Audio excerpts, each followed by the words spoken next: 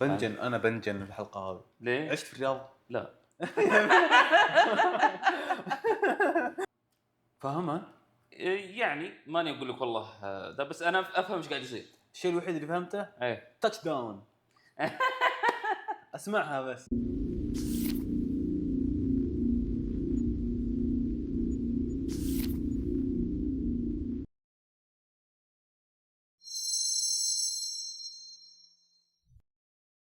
نقرا تعليقات الحلقه الماضيه.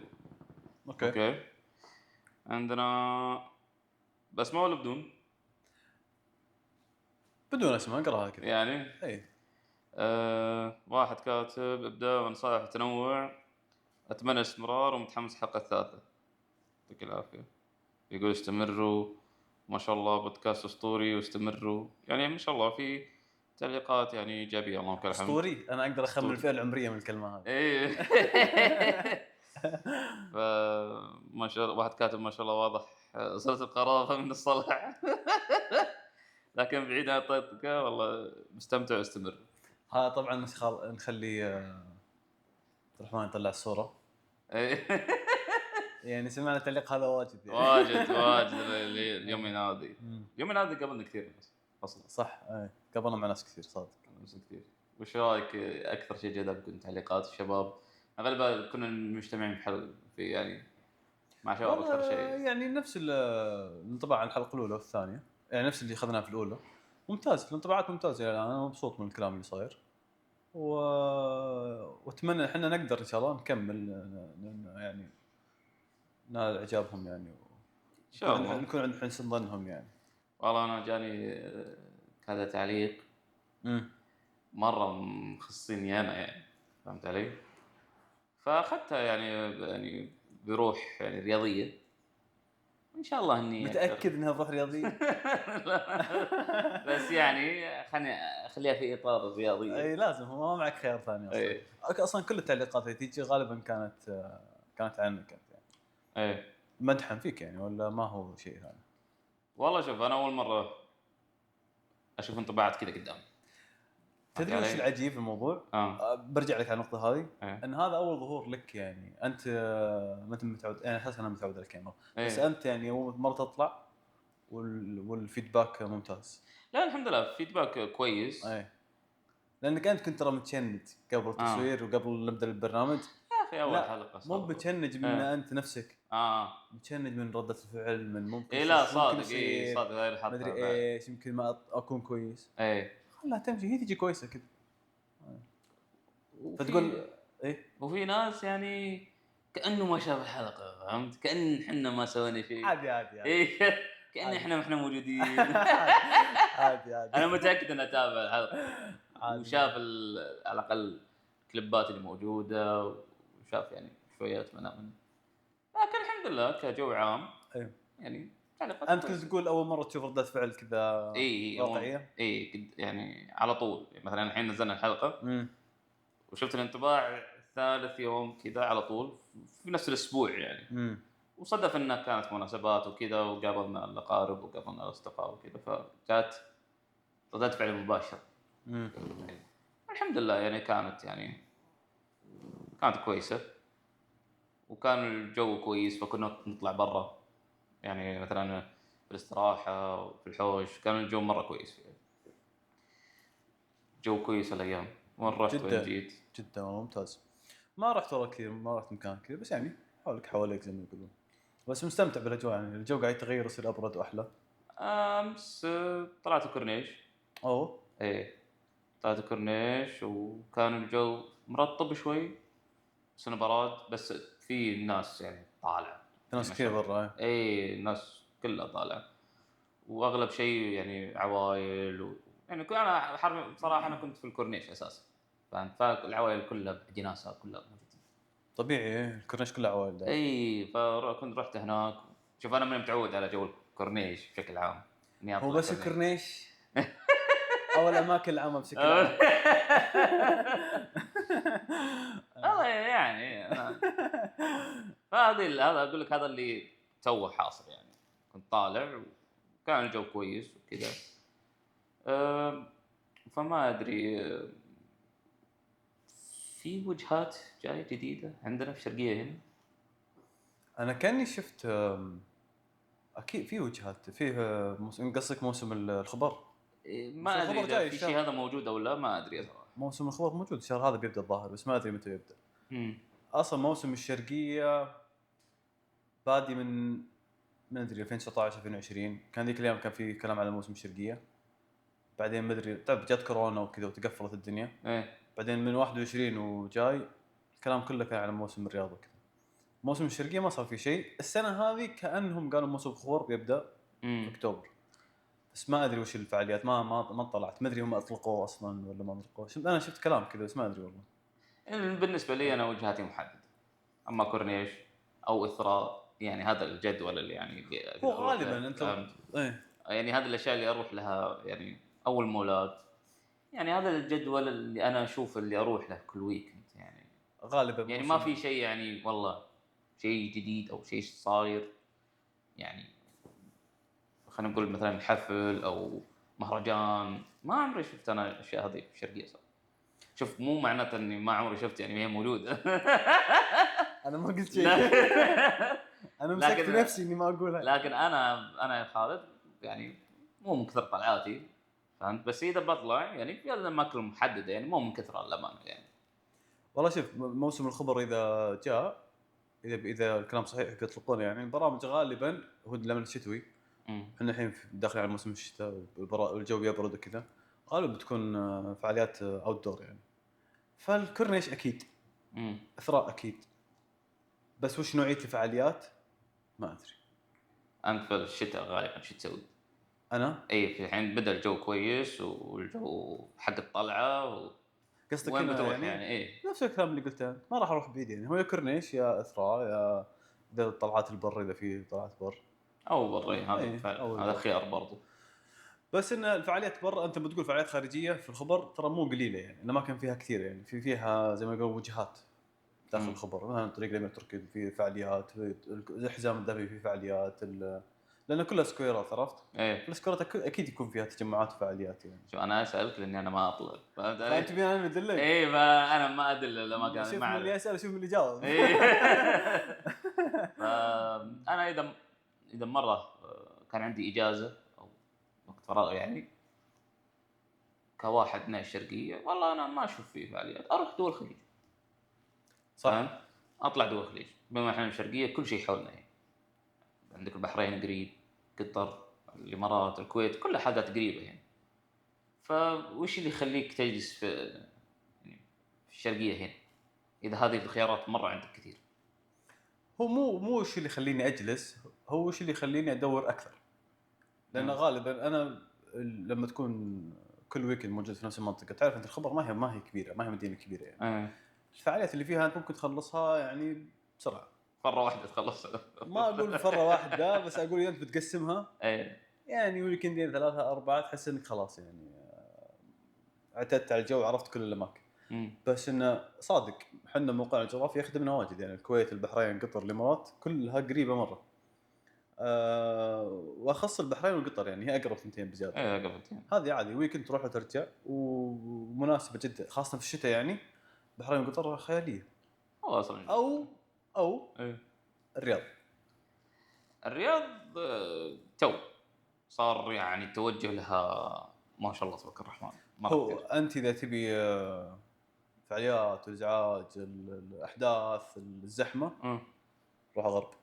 تبي الهدوء، الروقان، ما ادري وش، والجلسات الهاديه كذا، راح شرق، تروح البحرين والقطر لسه زي كذا. فالرياض يعني لعبه مختلفه يعني تمام. انت قد رحت هناك ولا؟ اي الرياض انا دائما اجيها، انا اروح هذه جهات على الرياض كثير يعني. لا رحت اقصد موسم الرياض هذا. اي اذا رحت لها يعني، لان الخيارات فيها كثير يعني. اذا بتروح سواء موسم بالرياض ولا بتروح اماكن ثانيه في الرياض، موجود خيارات كثيره يعني. فموسم الرياض في الرياض عظيم يعني. انت تتكلم عن كل سنه لما بتروح تكتشف حاجه جديده يعني، يا يكون فاتحين اريا جديده، يا فاتحين مكان جديد. لا احكي لي عن التجربه يعني. انا واحد ما رحت. ولا مره رحت صح؟ ولا مره رحت. حلو والله ودي اروح بالصدق، انا ودي اروح. بس احكي لي عن تجربه واحد قد راح هناك. الواحد ما قد طبق. هو لان تجارب كثيره، هي ما انت لما تقول موسم الرياض ما هي وجهه واحده. موسم الرياض فيه وجهات كثيره يعني. كثيره جدا يعني. تتكلم انت البوليفارد سيتي وجهه، البوليفارد وجهه، الفعاليات الثانيه، معرض الصقور، المعارض اللي يسوونها هذا كله في مكان واحد؟ ما هو مكان واحد، بس هذه وجهات مختلفه يعني. هذا من ضمن الباكج حق موسم الرياض يعني. اللي تصير برا الرياض شوي. اوكي، انا على بالي موسم الرياض انها في مكان. لا اللي في مكان واحد موسم الرياض. لا اللي في مكان واحد اللي هو البوليفارد يعني. صحيح. البوليفارد اللي حوله في اكثر من وجهه داخل البوليفارد، في اكثر من منطقه. بس في مناطق ثانيه تصير برا. المعارض اللي تصير برا كثيره يعني. شو اسمه هو رحنا له احنا 2021 22 اللي كان معرض المسدسات والاسلحه. اي المعرض مره كبير. زحمه. اذكر والله اخواني ابوي راح كذلك. وفيه جهه اللي يسمونها هو نسيت اسمها هنا، الجان مدري ايش، كانت جهه العاب يعني. لما تروح تلعب على قولتهم هايدن سيك بالاسلحه، ولا تلعب الرمي الصحون بالشتكن والاشياء هذه. هذيك منطقه ثانيه. هذيك كانت نادي الصقور. هذا الصقور؟ نادي الصقور هذا كله في نادي الصقور؟ لا هو كان اسمه وش؟ المعرض في ملهم، والنادي الصقور تقريبا جهه المعرض اللي كان يلعبون فيه الالعاب. ما هو العاب رمايه هذه؟ اي هذا في جهه نادي الصقور. ما ادري. احنا الحين اللي بنشوف الحلقه بيشرح علينا، ما ادري والله وش الوجهات يعني. اي لا شوف عشان كذا انا قاعد اسال لاني انا ماني فاهم حاجه، فهمت؟ إيه؟ انا على بالي موسم الرياض انك تطلع من هنا من الرياض في مكان واحد، تدخل طق تيكت ويلا روح عيش الدنيا في داخل. هو اي هي كذا يعني. ما هي 100% كذا، بس ان هذه الفكره يعني. اغلب الاشياء تكون في منطقه واحده. بس مثلا زي بطوله التنس الحين اللي بيلعبونها موجوده في مكان ثاني. بطوله الملاكمه موجوده في مثلا في الدرعيه ولا شيء زي كذا. على حسب البطولات اللي بيسوونها يعني. بس انه يعني انت في الرياض يعني في النهايه. ما راح تكون برا يعني. الرياض انا بالنسبه لي عالم ثاني جدا جدا. ف مساله اني اروح الرياض هذه يبي لها تخطيط مبكر للامانه. ليه؟ يا اخي انا من شرقيه متعود اقصى مشوار نص ساعه يعني. تخلص مشوارك وترجع البيت، دوام تخلص تمشيتك ترجع البيت يعني. ما هي صعبه الشرقيه يعني. يمكن ابعد مكان لحساء ساعه ونص فقط وترجع في نفس اليوم. لكن الرياض لا، الرياض جدول ثاني تماما يعني. بتروح في شيء اسمه شمال الرياض، في شيء انا ما عمري حد قال لي شمال الدمام ولا فدلك على كبرها يعني، شمال ولا غرب ولا هو مكانه بالضبط بوليفارد. خلينا نخص يعني بوليفارد نفسه، لان انا هذا المكان اللي ودي اروح له انا يعني. شمال الرياض. هذا شمال الرياض. اوكي. لان انا ما اعرف الاماكن هناك. لا الرياض ميزتها وشو؟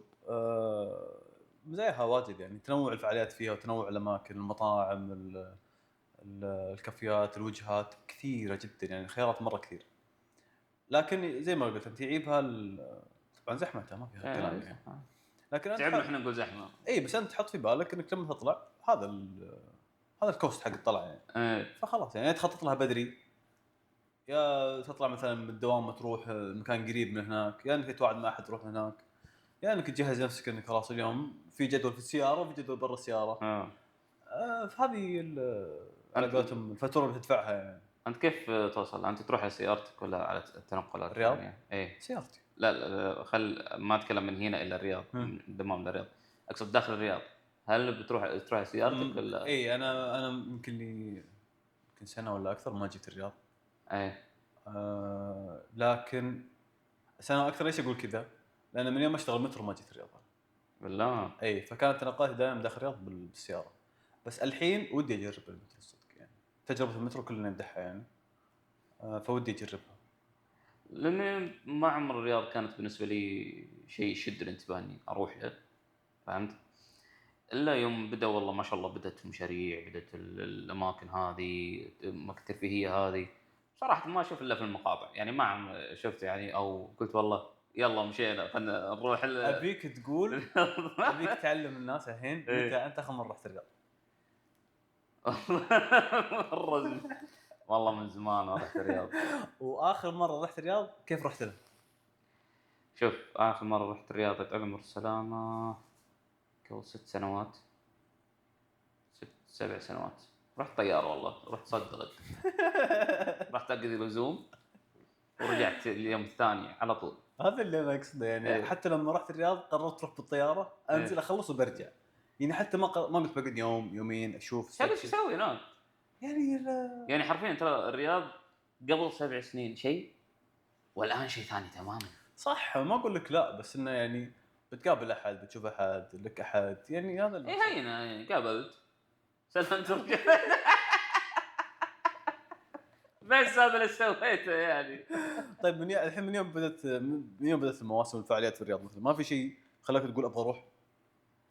يعني ليش ما رحت للحين؟ ليش ما رحت الحين؟ الامانه كنت مركز على اشياء ثانيه، اوكي. فهمت؟ كنت مقتصد على نفسي لان هذه فيها تكلفه اني اروح واجي وكذا، فكان تركيزي على شيء اسويه. بعدين الرياض بعدين امر يعني ما يبراح مكان الرياض، مو حاطه اولويه يعني. اي الرياض بترجع يوم ثاني. اي بس انت الحين تتكلم عن هو هذا السر في الموسم. ايه موسم يجيب فعاليات ما تتكرر. مثل عطني، خليني اقول والله شيء فاتك سنه اللي راحت مو بجاي سنوات. مثلا لما لعبوا الملاكم وش اسمه داينتي وايلدر نسيت اسمه الثاني، حافظ بس الحين طار مني مسألتني شو اسمه هو الجيبسي اسمه هو. انا ما ذكرني حافظ اسمه بس اتذكر الفايت هذا حدث الفايت. اي مره سنتين ورا بعض، يعني كيف بيتكرر مره ثانيه هذا مثل الحين جوكوفيتش يلعب تنس في الرياض، هذا ما تلقاه السنه الجايه. جوكوفيتش يمكن يعجز والله ما جد. اي يعني تايسون فيوري ذكرت اسمه. تايسون فيوري وداينتي وولدر مثلا لعبوا مرتين في الدرعيه، هذه فاتتك. طيب السنه الجايه الرويال رامبل جايه ورسلمينيا جايه، هذه اذا ما حضرناها هذه لازم نروح هذه. اي فلما في فعاليات تصير مره واحده وتختفي يعني. هين انت قصدك البوليفارد ولا هذه موجوده؟ اي هذه موجوده وكل سنه تزيد تصير احسن بس الاحداث الرئيسيه اي في ايفنتات تصير ما تتكرر يعني في اشياء صارت انا ودي اني حضرتها بس متاكد جايات انا بحضرها يعني ان شاء الله. هذا ترى هذا الميزه في المواسم انهم يحطوا لك اشياء زي كذا عشان تجي. ايه والله يا ليت والله اتمنى اروح الشتاء هذا. امانه اتمنى اروح الشتاء هذا، اخذ اجازه واروح واسبوع كذا. بس صراحه يعني انت لازم تستعد. لازم تستعد لان شوف الرياضه اشوفها مثل انك تستعد لها مثل ما تستعد لسفره برا. يعني بتكلفك، يعني هي اللي بتصرفها هنا تقدر تصرفها برا. فهمت علي؟ اللي في الرياض اللي في الرياض حاليا، اللي انا ما اقول انه يعني هذا شيء جيد او لا، هو انا اتكلم عن الموضوع اللي هو انك بتصرف هنا او بتصرف هنا. فهمت علي؟ فانا ودي اروح وصراحه بستعد له اني اروح له يعني. يا اخي انا استغرب هذا الكلام من واحد ما بعد راح الرياض. يعني كيف اقدر اقتنع عن الحين؟ يعني انا اللي قاعد اروح الرياض ما اتوقع الكلام هذا صحيح يعني. عطني لانك انت رحت عشان كذا اسالك انا. بعد الحين بفهم انا ان لما تقول الرياض فيها تكاليف ماديه وفيها صرف. فيها صرف، بس انت بطول اليوم بتصير تدخل مليون فعاليه، بتسوي تحضر مليون حفله، بتحضر مليون ايفنت، تاكل مليون مطعم ولا شلون؟ اذا كذا بتدفع واجد. بس اذا انت اليوم والله بخطط ل ايفنت عشاء قهوه مثلا 3 اشياء 4 اشياء صرف يكون معقول يعني. لا ليش؟ لان انا كنت افكر انه كل الاماكن ذي زي ما قلت في البدايه انها في مكان واحد. فبتروح هذه وهذه اي فبروح هذه اقدر اركض لكل ايفنت ورا بعض. فاهم؟ لاني انا صراحه اللي اشوف التيك توك انه حاطين حدث لكل دوله داخل المكان هذا. فهمت علي؟ هذه وانت كنت تدخلك والله اي تكت واحد يدخلك المكان هذا. انت داخل الاماكن يعني انا اخر مره رحت بوليفارد وورد كان في الظاهر دول سوريا ومصر والاردن وكذا دوله يعني. بس مو بكل واحده تدفع عليها، هو تدفع انت تكت الدخول حق بس المكان هذا. حلو. صار في يدك داخل المكان عليك انت، في مطاعم واجده، في بضاعه كثير تنباع، في اشياء واجد تنباع، بس انت بتدخل المكان تدفع حق الدخول اكيد يعني. بس داخل لا تبي تقرر والله عجبتك البضاعه المصريه ولا عجبتك البضاعه السوريه ولا البضاعه التركيه ولا الصينيه ولا تلف عليهم كلهم. طيب انت دخلت هذه اي دخلت. وكيف الزحمه؟ يمكن اقول زحمه، هو اكيد بيكون هو زحمه لكن العجيب وقتها ما اذكر مكان مره كتمه وزحمه اللي ما اقدر اتنفس ولا امشي. ايه زحمه عاديه يعني، زحمه البشر الطبيعيه يعني. ما ادري يمكن وقتي كان مختلف، جاي بدري جاي متاخر، ما اذكر والله الوقت. بس اني اذكر ان المكان مسيء وتجربه جميله جدا يعني. انت تشوف جميع الاجناس والجنسيات والعوائل والعزاب الكل موجود يعني. واحسن ما في الاماكن هذه اللي تروح لها انت الدول يكون اللي فيها ناسها يعني. تروح انت القسم التركي كل اللي فيه ترك، تروح القسم السوري كل اللي فيه سوريين، تروح القسم الصيني الناس الصين داخل صينيين. فانت حقيقي قاعد تتعرف على ثقافات ثانيه يعني، مو قاعد. وناهيك عن المجسمات اللي مسوينها، مجسم الاهرامات ولا مجسم والله اي قاعد تستمتع انت. هذا انا شفت في مقاطع عنها بس كتجربه الواحد يمكن تختلف. اي لا تستمتع فيها تجربه يعني. انت تمشي وقاعد تقول ما شاء الله يعني. انا اقول لك قبل سنه سافرت برا وشفت يعني شفت اشياء جديده علي بس رحت مكان واحد، بس المكان هذا يشيل كذا يعني كذا كلتشر موجود. لا موسم الرياض فيه اشياء واجد واتوقع انه حتى لو تاخذ وقتك ما راح تخلص كل شيء. فانت روح بهدف انك مو تخلص كل شيء، روح بهدف انك تستمتع. صدقني بتستمتع، المتعه موجوده يعني، موجوده في كل مكان يعني. في اي مكان تدخله في الموسم حلو. بس أنت طبعا خذ لك لفه على الفعاليات الموجوده، الاماكن الموجوده، وش اللي تحس انه يعني يثير اهتمامك، شدك، تبي تحضره تشوفه تلف عليه، لانه تختلف يعني. والله لازم، لان دائما انا احط تركيزي خلينا نقول لك او اتعب في تخطيط الطلعه وكم بصرف هناك وقديش مقابل التجربه مقابل الدفع اللي بعد. لا صدقني انت قصدك التكلفه والفائده. اي انا احسب كذا في كل حاجه بالنسبه لي انا للامانه، وما يمنع اني استمتع، فهمت؟ وهذا ما يحدني اني استمتع. انا اقدر اروح واجي، بس لما اقول الكلام هذا يحس من الناس اللي قاعد احس بالريال شيء، بس هذا من ضمن التعليقات اللي جاتني صراحه ان انت تفكيرك بس مادي. طبيعي ان تفكيري مادي، اذا بروح استمتع بشيء اكيد في مقابل انك تحطه. انت تبغى تقيس التكلفه والعائد يعني. اي يعني العائد النفسي المعنوي خلينا نقول، لان هي ما فيها عائد مادي اكيد لا يعني. بصرف انا، بس الصدق من تجربتي انا العائد من التجارب هذه جدا ممتاز، جدا ممتاز. كم اخذت يوم هناك؟ انا غالبا اروح الويكند يعني. بس ويكند ترجع؟ بس ويكند ارجع يعني. في الويكند 3 ايام كامله تلقاني يعني رايح فعاليات كلها. انا ودي اروح هناك الرياض، اوصل الى الحدث هناك على المواصلات العامه، ما ودي اسوق. اوكي فهمت علي؟ انا بروح هناك اصلا بطلع من هنا قطار. فهمت؟ اي مره على البادجت، انا بروح قطار من هنا وبس. انا وشوت راحتي، اخذ راحتي، ما ابغى اسوق. بوصل واحد يسوق بي هناك لين اوصل الرياض، ومن قطار الرياض اخذ بي مترو، ابى اجرب المترو بعد اوصل مثلا الى شقتي. شوف انا ما اعرف زي كذا يعني، ابغى اجرب الشعور هذا اني استخدم الين اوصل المكان هناك. انا ما اعرف، ترى ما اعرف ولا بعد حفظت محطات القطار في الرياض. اذا هي تخدم الفكره ذي ولا ما تخدمها. بس انا متاكد انه كل محطه لازم توصلها يمكن بسيارتك عشان تستخدم المحطه، او انه تكون ساكن قريب المحطه تروح لها مشي. انا رحت على طاري لما تقول روح الرياض بالقطار، انا رحت مره واحده على القطار للرياض. كنت ابي يعني بجرب والله ما ادري، بجرب او سيارتي كانت خربانه والله ما ادري. بس اني رحت بالقطار، نزلت اوبر ورحت المكان اللي انا ابغاه. تقابلت مع واحد من الشباب وداني بسيارته ورحت معه يعني. تجربه القطار نفسها حلو يعني. اذا انت جربت القطار من هنا الرياض لا تجربه حلوه. القطار اختلف، الدنيا اختلفت. تجربه القطار مره جميله في الراحه وفي الرجعه. بس ان نزلتك الرياض على اوبر وانك تروح حط حساب الزحمه، انت حط حساب عشان كذا حط حساب ان الوقت اللي ضايع يمكن اكثر من عشان كذا قاعد اسال هل والله المواصلات العامه يعني خليني اقول لك اتعطل فيها اكثر مقارنه بالسياره لو رحت سيارتي، او العكس صحيح؟ ما ادري، ما جربت اكثر من كذا. يمكن قصدك الباصات اي الباصات يعني اغلب شيء الباصات بتكون يعني النقلات العامه.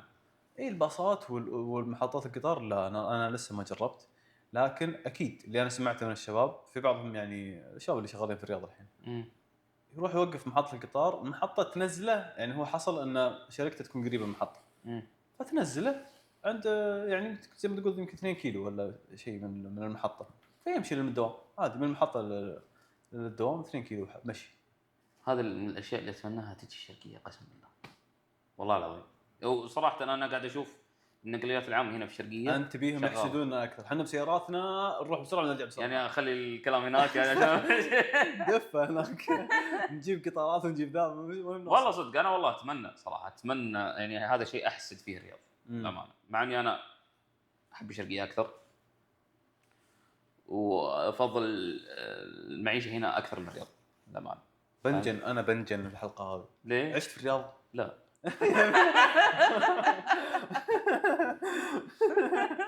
لا بس هذيك انطباع انا بس تصورات يعني. اي تصور انطباعي انا. ابيك تروح اذا جاتك اجازه ايه خذ لك اسبوع روح عيش هناك، روح قيمها. خلينا يبرد الجو شوي. اي هي لازم يبرد الجو، بس ابغاك تروح تقيمها فعلا. لكن الانطباع اكيد انه ما راح يكون مختلف كثير عن توقعاتك يعني، لانه زحمه ولان الكلام اللي ينقال دائم هو اللي بتشوفه، غالبا هو اللي بتشوفه يعني. بس الحين تبي تقول الفرق بين هنا وهناك؟ ايه ليش؟ لان انا واحد احب اني اثبت اني انا على خطا، فهمت كيف يعني؟ مثلا يكون عندي تصور كذا وانت قلت ما انت ما رحت لا نجرب، اي اثبت اني على خطا، فهمت؟ احب اني اثبت اني على خطا واشوف الصحيح، فهمت؟ احب اشوف التجربه هذه انه والله صدق انا ما كنت متصور شيء والحقيقه شيء ثاني. فيجي لها طعم انه وش هو انك لا والله انا ما كنت متوقع كذا، فهمت عليك؟ تبي تتواضع يعني شوي، فيك كبرياء انت. لا والله صدق يعني انت ما قد جربت مثلا تحكم على شيء طلع شيء ثاني افضل بكثير؟ لا اكيد انا احب الشغلات، فهمت؟ اعطيك كذا. طيب الحين انطباعك انت على الرياض ايه؟ انها غير صالحه للعيش؟ ايه يعني ما هي حلوه العيش وزحمه ويعني انت كانتاجيتك هناك بتكون اقل وصرفك اكثر فيها. طيب هو يعتمد على حاجه واحده الحين، بتخليني اسال سؤال ثاني. انت وش تعريفك انها صالحه للعيش ولا غير صالحه للعيش؟ ما ادري ما رحت هناك انا صدق. لا حتى هنا يعني وش اللي تشوفه هنا صالح وتبغاه يكون مثلا هناك؟ يعني مساله الزحمه، التنقل السهل، اوكي هذا معيار. اي لازم يكون معيار هذا. طيب غيره جوده الحياه ليش هناك مو اعلى من هنا؟ ولا هنا تشوفها اعلى من هناك نظريا بما انك ما صار عمليا لسه؟ خليها نظريا يا طول العمر. خليني اقول اجارات مثلا على سبيل المثال. وهذا يعني شيء يطبق على المنطقه، يعني مو ضروري اني انا اكون فيها. السكن هناك يختلف تمام.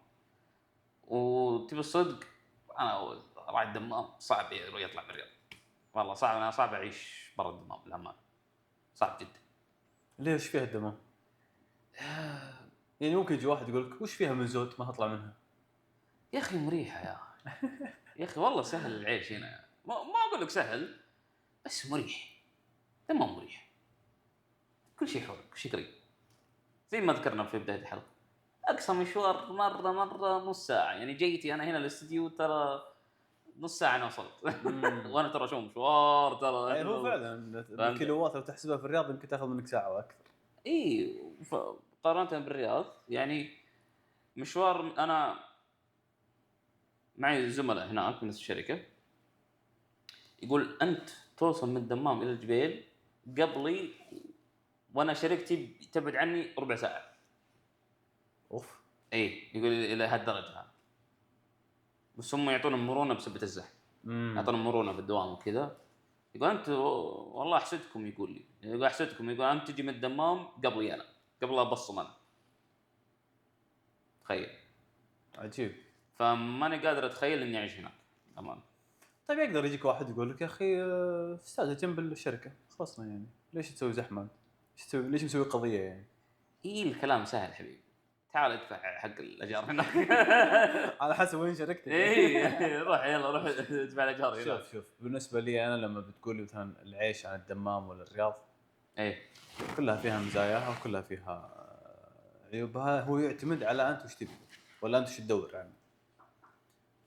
مثلا انت والله تبغى مستوى رفاهيه عالي، مثلا تعريفك الرفاهيه وش هو؟ هل هو مطاعم، هل هو وجهات، هل هو اماكن، هل هو هذه الاشياء يعني تنوع كثير.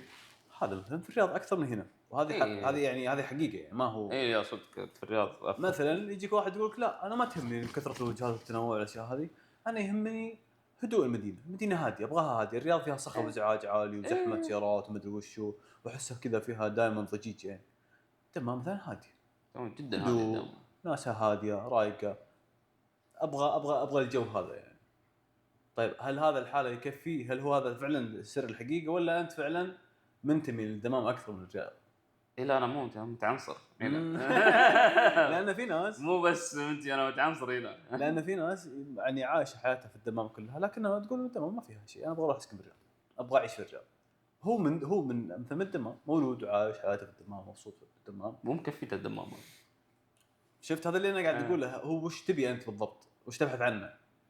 في بعضهم يبحث عن الهدوء زي ما قلت لك، في ناس تبحث عن الازعاج. هدوء وسهوله الوصول لاي شيء. هذا بس معيار واحد ترى، ومعيارك هذا معياري انا طبعا. أي.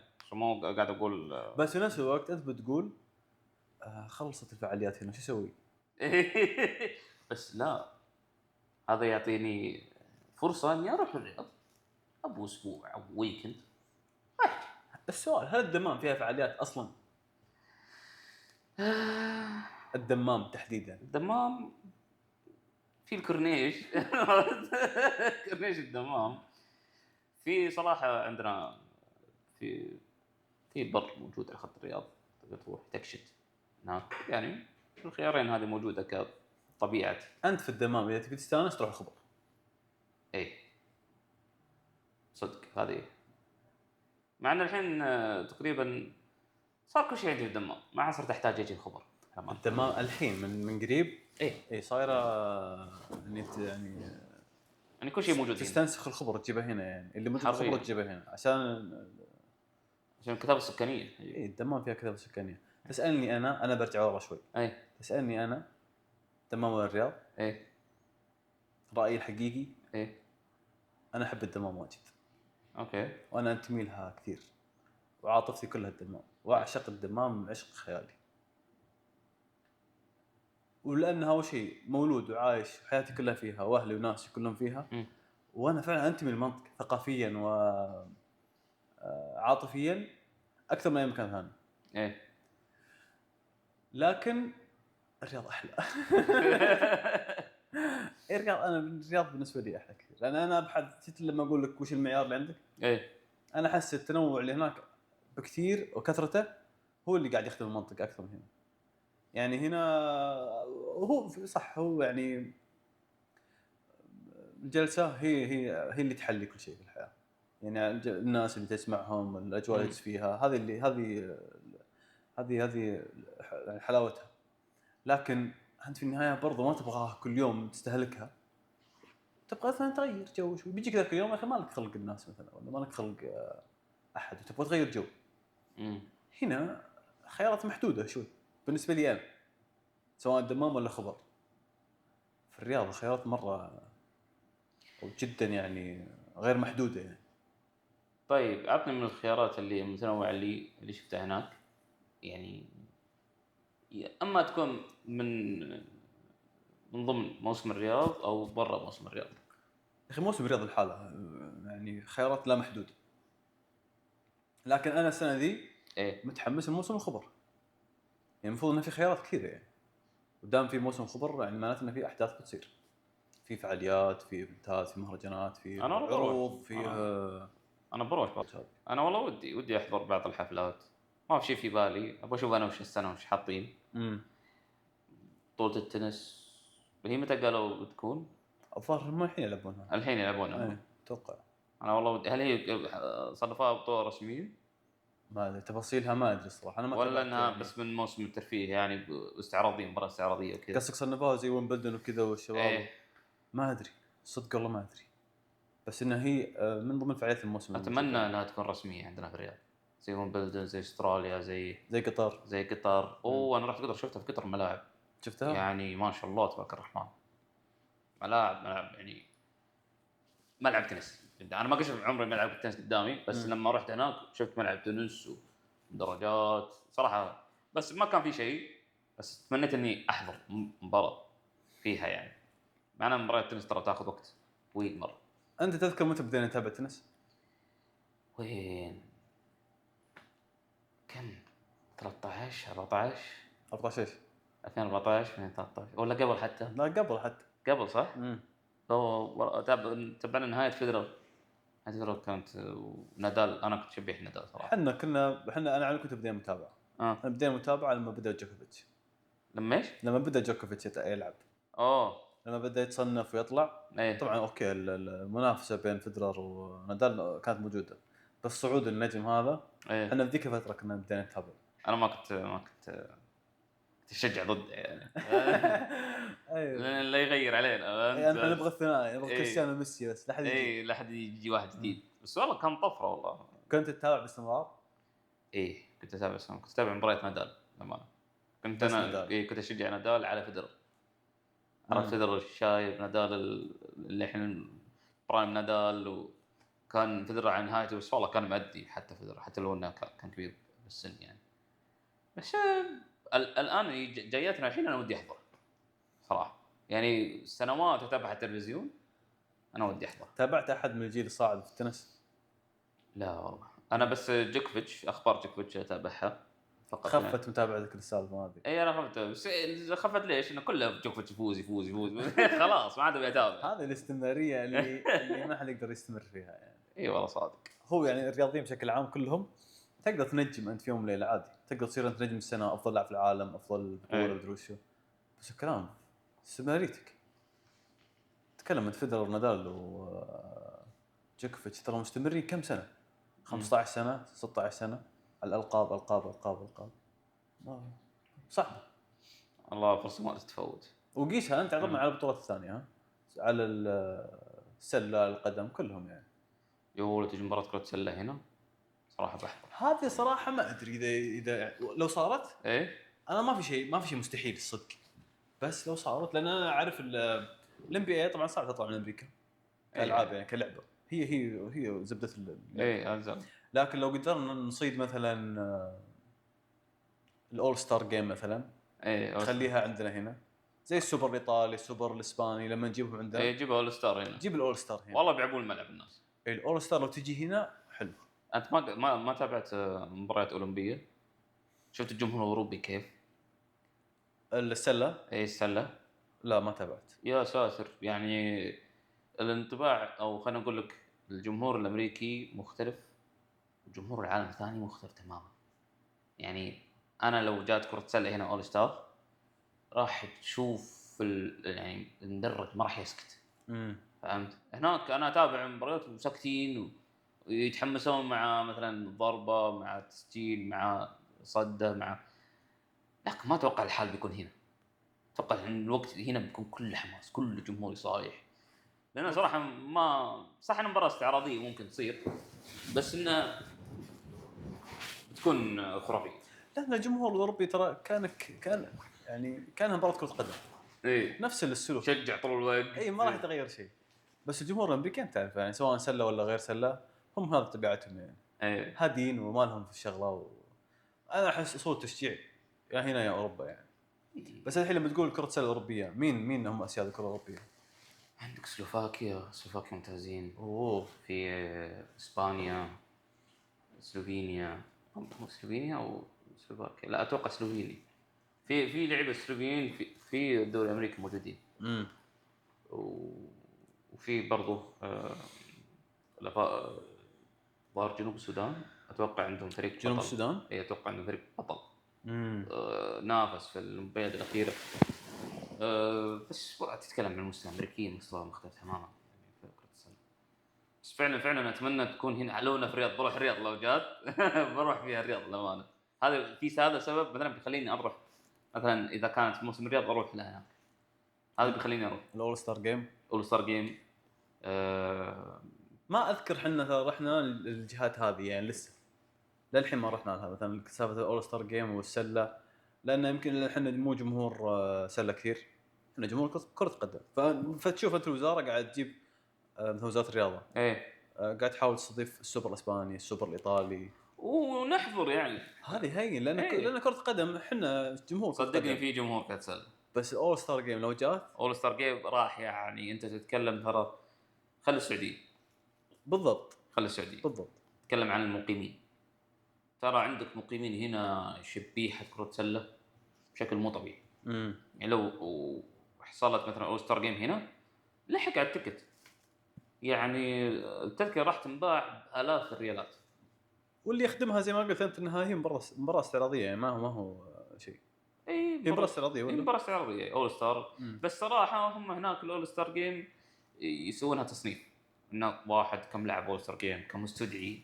من المباراه في الاول ستار جيم فيصنفون اللعيبه انها كذا يعني انت كم مره لعبت فيها فيعتبرون مباراه ترى قويه ترى هو اصلا ضخمه اعلاميا ضخمه مره يعني. طيب هذا المطلوب احنا نجيبها هنا. اي انا ابغى تيجي ابغى التغطيه الاعلاميه تجي. اي انا ابغى تيجي صراحه هنا يعني في عندنا دوري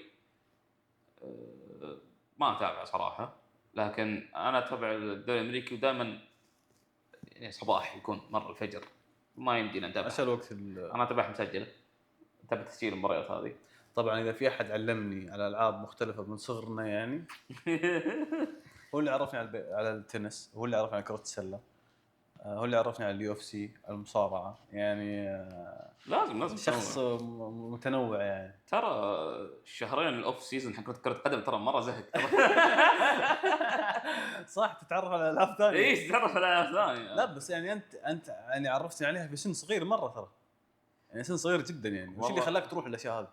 والله شوف اشكر ابوي انه كان ذيك الفتره جبنا اشتراك اي ار تي.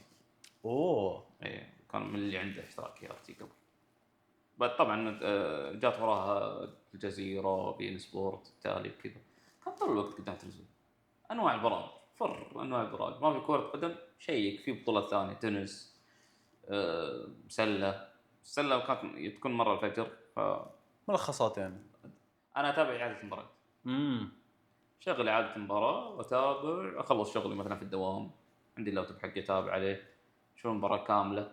هذا الحين لا اتكلم يمكن صار هذيك لا كنت اتابع ملخصات صراحه ما كنت الحق على المباراه ما كنت الحق المباريات اصلا ما كنت ادري متى تنعرض افتح بس اللي ار تي وتابع افتح جزيره تابع ملخص اغلب الظاهر كان الجزيره هي اللي تجيب كره سله فكنت اتابع الجزيره فرع الجزيره بعدين اشوف والله ايش اللي موجود ايش صار ايش ما صار فحلو كره سله حلو اتمنى تجي هنا بالصريح صراحه اتمنى تجي في الرياض هذا يعني ايفنتات رياضيه هي اللي تخليني اروح.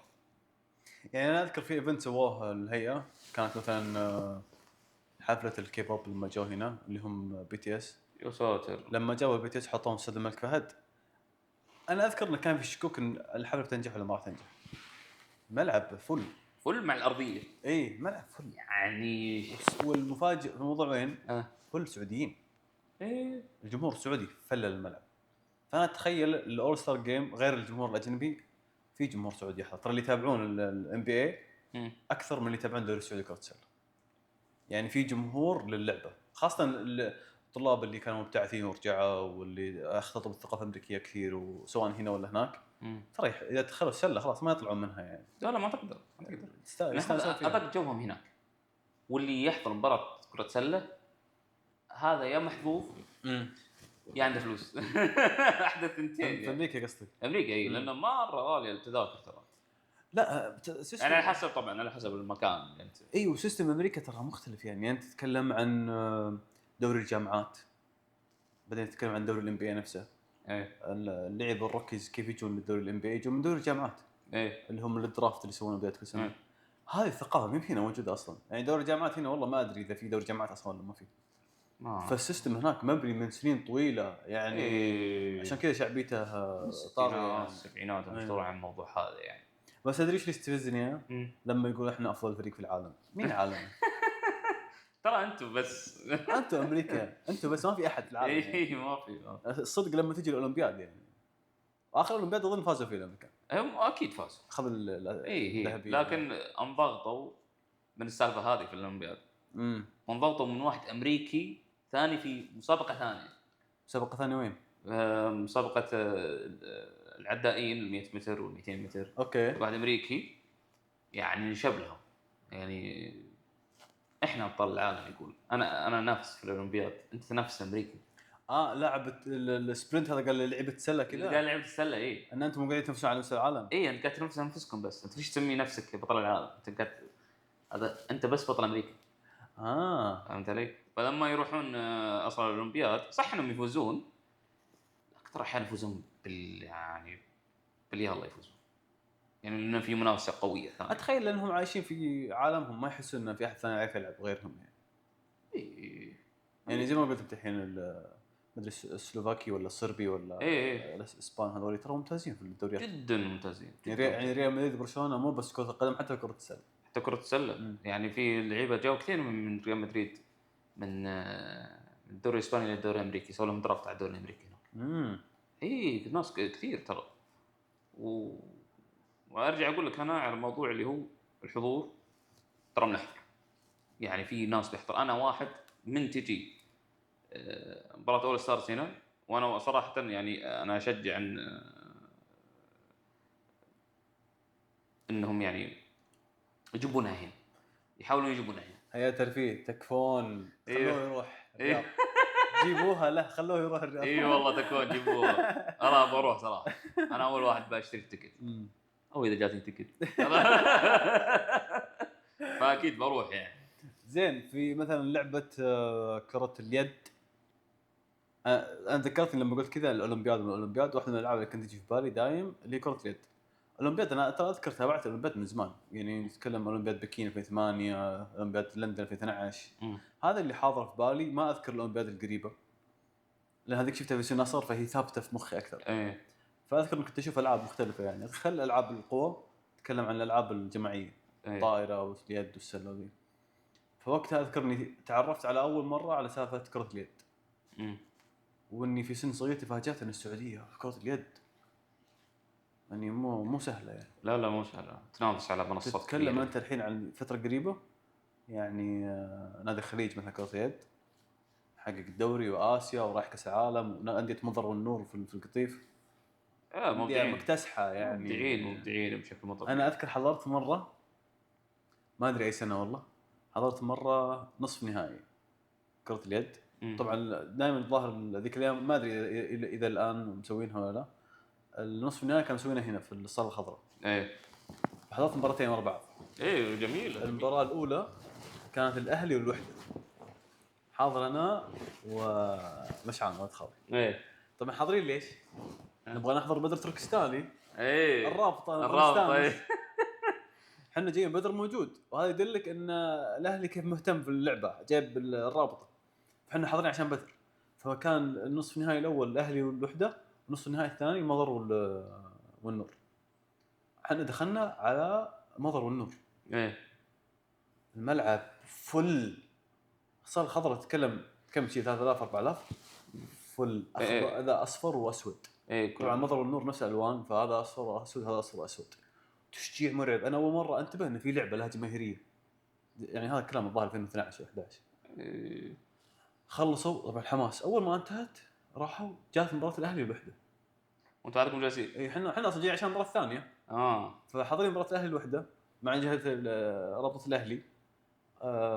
بدر تركستاني نعطيه وضعيه النشيد الاهلي سنمضي معا انه هذه.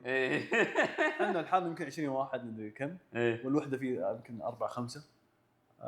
والمباراه كانت حلوه، بس انا كنت مصدوم من الجمهور اللي طلع. المضر والنور هذول من طلعوا. فوقتها بديت اعرف سالفه المضر والنور والخليج وكرة اليد شعبيتها. أندية الشرقية. أندية الشرقية هنا ترى مرة جماهيرية. فهذه واحدة من ثقافة المنطقة الشرقية اللي هي مثلا مختلفة عن الرياض. احنا عندنا العاب احنا قويين فيها زي كرة اليد مثلا. اذا كرة القدم في مصر والشباب وذولي اقوياء، دوري ثاني لا. اي احنا في كرة القدم يعني قادسية صح تو طالع وكذا، بس اليد اكتساح شرقاوي 100%. السلة اكتساح غرباوي 100%. ترى حتى الغربية فيها كرة يد كويسة ترى. كرة يد اي اقول لك الاهلي الوحدة عندي مرة كويسة هناك. الاكتساح ما في شرقية مكتسحة صح صح. حتى على مستوى آسيا وكذا. بس روح مثل الغربية مشهورين غير كرة القدم برضو، السلة عندهم ممتازة. اللي تكلمت عن الأنصار، أحد، الاتحاد، الأهلي، ترى ممتازين بالسلة. عندهم كذلك ترى عندهم تو أنشئ كذا نادي كرة قدم أمريكية جدة. أوه عجيب. إيه في كذا جروب أسسوا الظاهر يا إما نادي أو ناديين، أنا ما عندي معلومات أكيدة، بس هذا يعني أنا خبر مر علي كذا إنه يا إنه صار أو إنه بيصير نادي رسمي كرة قدم أمريكية يعني في السعودية هنا. رسمي يلعب في وين يعني؟ في دوري ولا يعني هم ولا بيبدون فيه، فهمت؟ يعني بينشئون كذا نادي. ودول ممتعين سابقين يحبوا اللعبة وكذا وجاوا بينشئونها هنا. ما ادري اذا فيها اذا في حاليا كذا نادي، ماني عارف والله، لكن انا متاكد انه في جروب يلعبون كرة قدم أمريكية عندنا هنا في الغربية. عجيب. ايه زي الاكاديميات او انديه خاصه إيه انديه خاصه انا متاكد ان انديه خاصه ما هو نادي يعني. يا اخي انا يعني فهمت كل الالعاب إيه؟ الا كره القدم الامريكيه. طيب فاهمها يعني ماني اقول لك والله ده، بس انا افهم ايش قاعد يصير. الشيء الوحيد اللي فهمته ايه تاتش داون. اسمعها بس. شوف فيه هم خلينا نبسطها، وهو في نفس الملعب حق كرة القدم. ايوه تمام، لكن يكون في خطوط. تمام بالامتار او باليارد، هم باليارد. يبدأ من النص وفي فريق مهاجم وفريق مدافع. مهمة الفريق المهاجم انه يوصل خط النهاية عند فريق المدافع، انه يوصل الكرة هناك اي طريقة ممكن. فهمت علي؟ حلو. يسلمون الكرة الواحد يركض اسرع واحد فيهم، فهمت؟ يروح يركض يعدي المدافعين ذولي كلهم ويوصل لخط النهاية وتصير التاتش داون هناك. والتاتش داون كم نقطه؟ والله حسبة النقاط ماني اعرفها تبي الصدق. طيب الحين انا ركله البدايه موجوده معي. ايه انا يعني الحكم يحدد لي انا اللي هاجم وانت اللي دافع. ايه في مثلا في الفريقين اصلا الحين فريقك يتكون من فريقين، فريق دفاع وفريق هجوم. اوكي. من انت تصير الكره معك تصير هجوم، تصير فريق هجوم، خلاص يتبدل الفريق، يطلع فريق دفاع يدخل فريق هجوم. ايه الاحتياط مدافعين مثلا. ايه زي كذا. ايه فهمت؟ مهمة الفريق المدافعين انه يوقفك عند اليارد هذا، ما يخليك تتقدم او ياخذ الكره منه او ياخذ الكره ويروح يسجلها. فهمت؟ فتشوفهم شوي شوي يوصلون الى خط مثلا خط النهايه الفريق الثاني او يدفونهم ورا وزي كذا. اللي يتقدم بنتيجه هو اللي يبدا هجوم، يكمل هجوم. طب والنقاط حسبتها؟ والله ما ادري كيف حسبت النقاط، بس فل شوف واحد يطير في السماء، فهمت؟ واحد مخلوع كتفه. لان كل مره اشوف مثلا ملخصات لها ولا اللي يعجبني فيها طبعا اللي يركض اللي في سبرنت هذا اكثر شيء يبهرني المهاره هذه كيف تصير يعني. بس انا لو فهمت سيستم اللعبه، ترى انا الحين اول مره افهم انها هي فريق هجومي وفريق دفاعي. كنت احسب انه خلاص خذ الكره واركض يعني، ما اللي مع الكره هو اللي يركض. بس هل هو فعلا اللي مع الكره هو اللي يركض؟ يعني انا لو اخذتها منك كفريق دفاعي اركض فيها هاجم فيها؟ اي تركض فيها تروح تهاجم. فهمت علي؟ ترى نفس الفكره كره السله، فريق هجوم وفريق دفاع، تهجم بشكل سريع يعني، بس كرة السلة بشكل أسرع. فهمت علي؟ برضو فيها أول ستار جيم. فيها أي برضو هذا أنا ودي إنها تيجي برضو كرة قدم أمريكية. أي لعبة أول ستار جيم أبغاها تيجي. عجيب. أي لأنها يعني جمعوا نجوم الدوري كاملين، مش فريق واحد. أنت قصدك السوبر بول ولا هذيك البيسبول دي؟ لا هذاك النهائي سوبر بول. هذاك النهائي. وترى تصير في امريكا حرب عشان يجي السوبر بول يجي في مدينتها، خلعت برا امريكا. وايه لانها اكثر ايفنت مشاهده العاب، حتى اكثر من كاس العالم. مستحيل، ما اتوقع. شوف الارقام، معليش اسف مش مشاهدات اكثر عوائد. عوائد ايه اكثر عوائد في كره سوبر بول اكثر من حتى كاس العالم. كم مشاهدات اكيد كاس العالم كره القدم اكيد اكثر. انا اراهن حتى تشامبيونز ليج مشاهداتها اكثر من السوبر بول. اي طيب كره القدم يعني هي اكثر شعبيه في العالم. ايه بس كعوائد ماليه يمكن كعوائد صح. ايه عوائد ماليه هم اكثر شيء لانه فيها رعايات ودعايات. شوف بس اتمنى الستار جيمز تجي هنا واتمنى سوبر بول يجي مره هنا. ليش لا؟ بقول لك انا الحين السالفه هذه وين؟ نعم الامريكان صعب انك تاخذ منهم شيء يخصهم صح. يعني. واقرب مثال شوف لما اعلنا احنا استضافه الرسمينيا هنا، لما هي الترفيه اعلنت ان استضافه الرسمينيا راح تكون في الرياض 2027 27 و 26 اظن 27 المهم ان هي 43 ايه رسميا الجايه السنه هذه ايه في لاس فيغاس بتكون في ابريل 26. اي لا احنا ابريل 27 بتكون في الرياض اللي هي رسميا 43.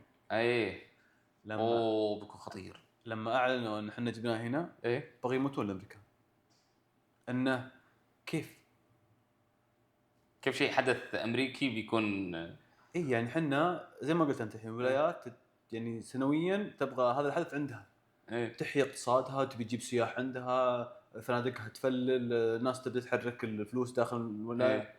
واول مره تقام رسمينيا برا امريكا في السعوديه.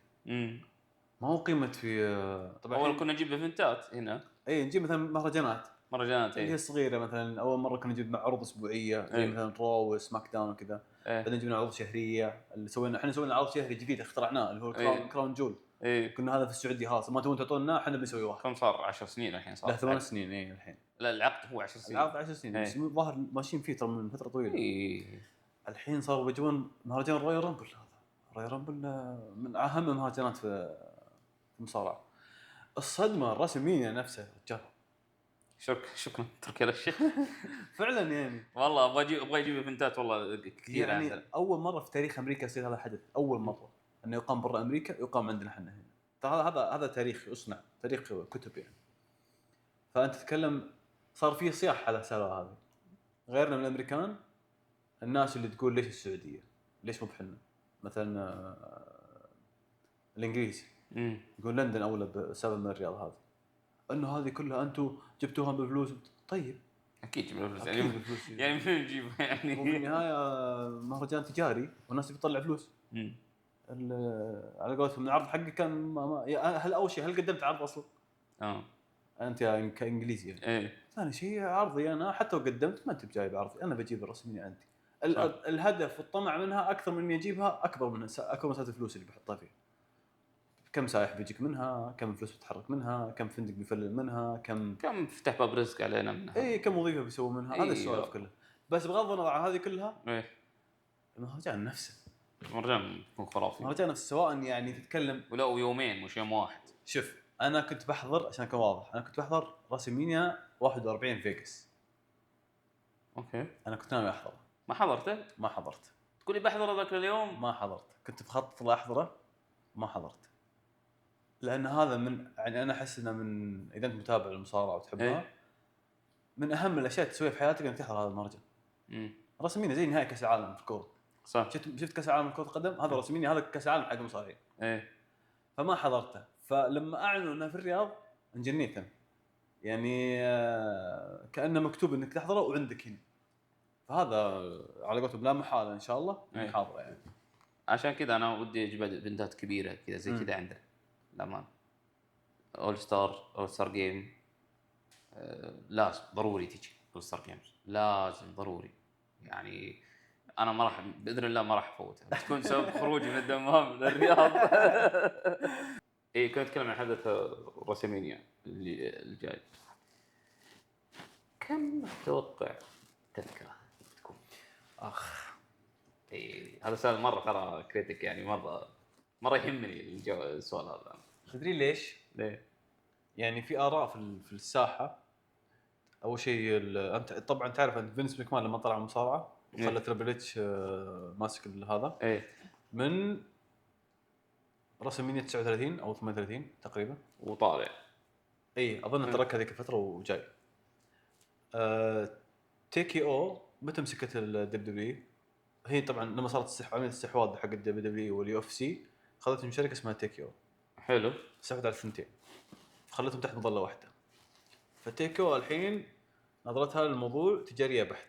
ايه اللي يثبت الكلام هذا ان عرض لاس فيغاس السنه الماضيه حق رسمينيا 41 كان اعلى اسعار تذاكر في تاريخ الرسمينيا. والله. اي طبعا انت تتكلم اعلى في تاريخها، بس انها اسعارها لسه معقوله يعني. بس اسعار اللي قبل ارخص بكثير.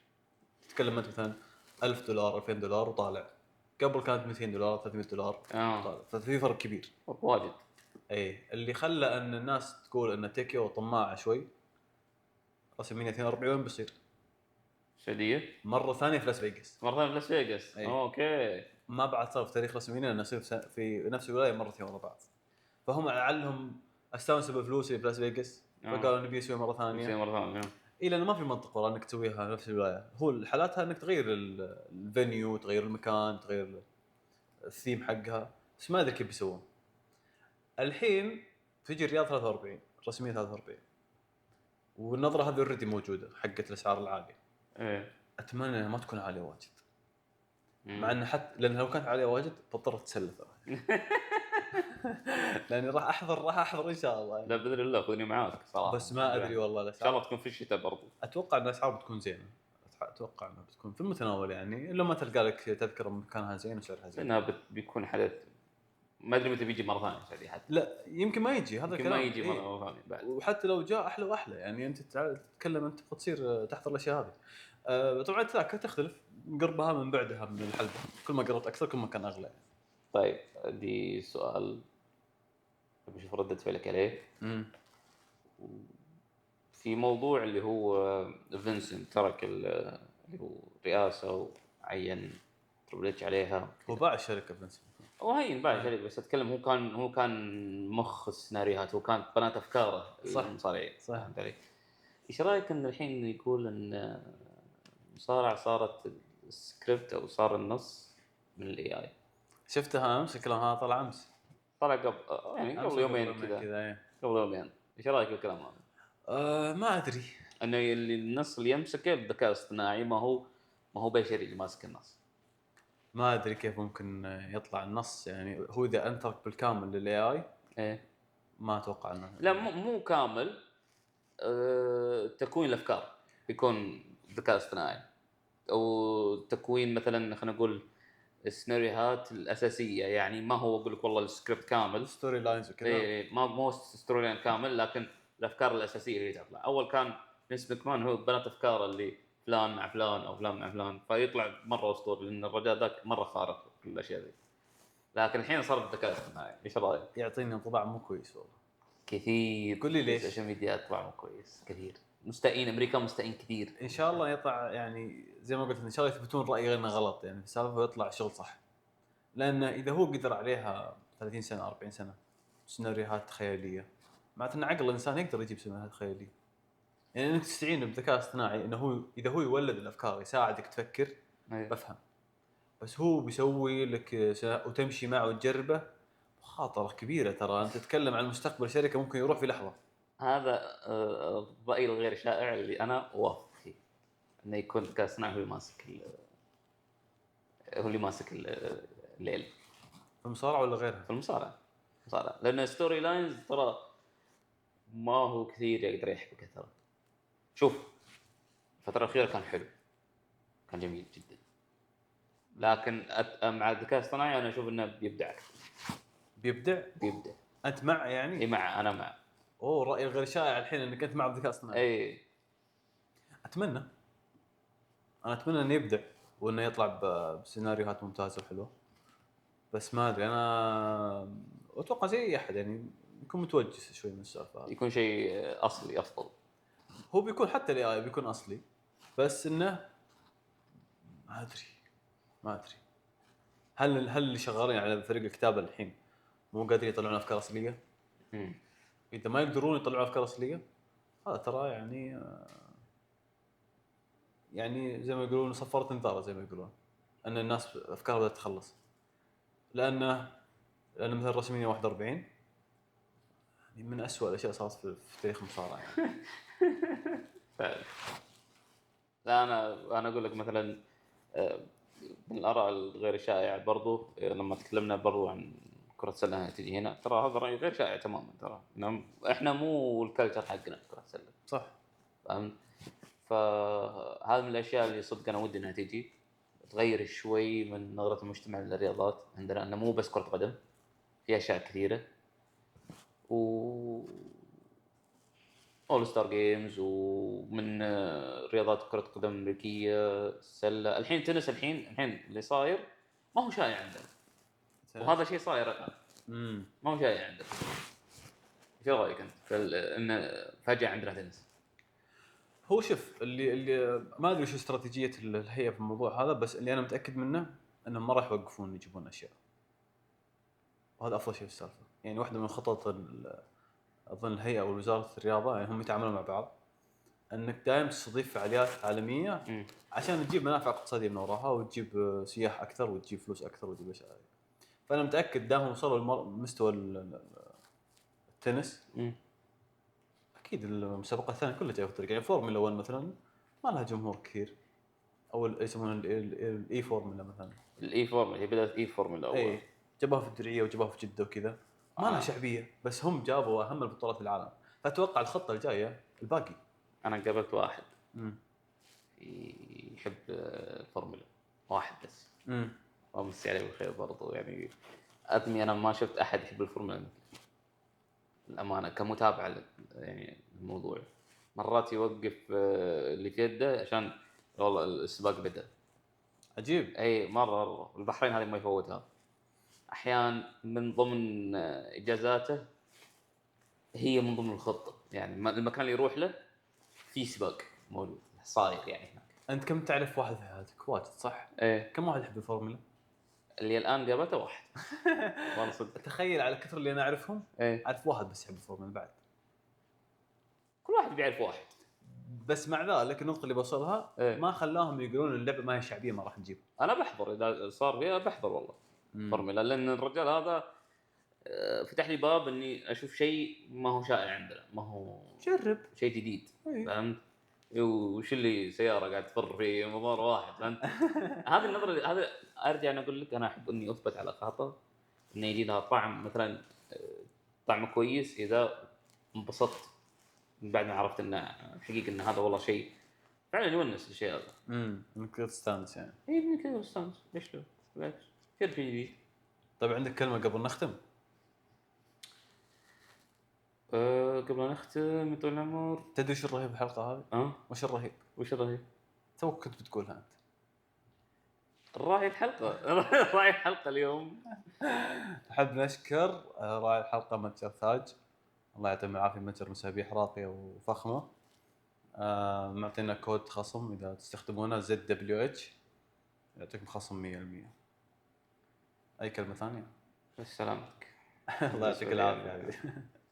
اعتقد اني ما قصرت الحلقة هذه. حجي الحلقة الجاية تقول لا ايش فيك. لا ما قصرت. بقرا تعليقات الحلقة الجاية.